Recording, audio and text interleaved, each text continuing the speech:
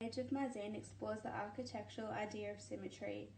I chose to do Brisbane City Hall as it has a very symmetrical facade and the columns on either side draw attention to the clock tower in the middle. The medium I used for this page was a fine tip pen, and then I collaged the background from different pieces of a magazine to represent different groups uniting within the city.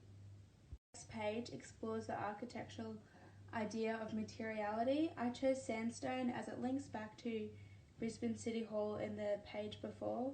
Sandstone can also be seen in many of Brisbane's heritage listed buildings, mainly because it's very durable, it's a natural resource, and it's easy to maintain.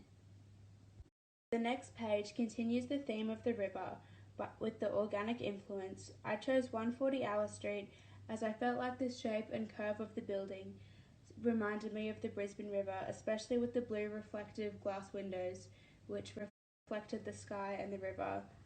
The medium which I chose for this page was watercolour paints, as they link to the flow of water and they communicate the colours of the building well. The page is a figure ground map. The medium which I chose for this page was charcoal, as it clearly shows the black and white contrast between the buildings, parklands and the streets in the city.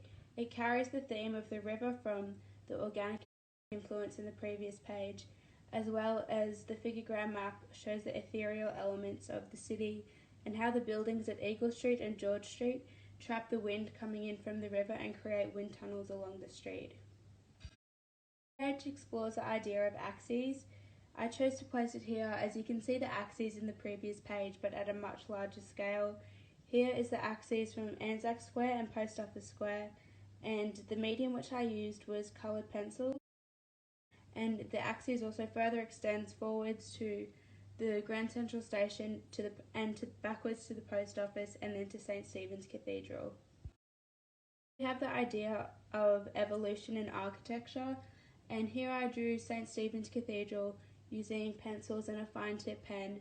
I put it here as it further extends backwards from the axes, and the evolution in the building can be seen through the additional dome which is put at the back, which shows a contrast in the two architectural styles from classical to modern, and also a clash in materiality, stone wall to the concrete semicircle. On the final page I explored the idea of light and shadow, and here I have a view of the river at Kangaroo Point at sunset, where the buildings cast a shadow onto the river and then the river reflects the sunset above.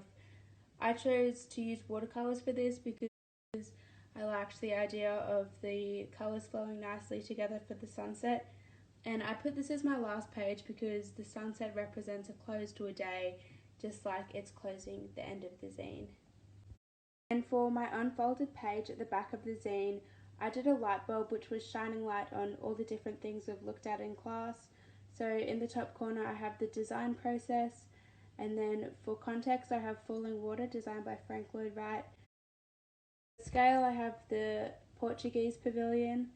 For form I have the Farnsworth House. For light and shadow I have the Church of the Light, and then in the top corner I have some more concept drawings from famous buildings which link back to the design process.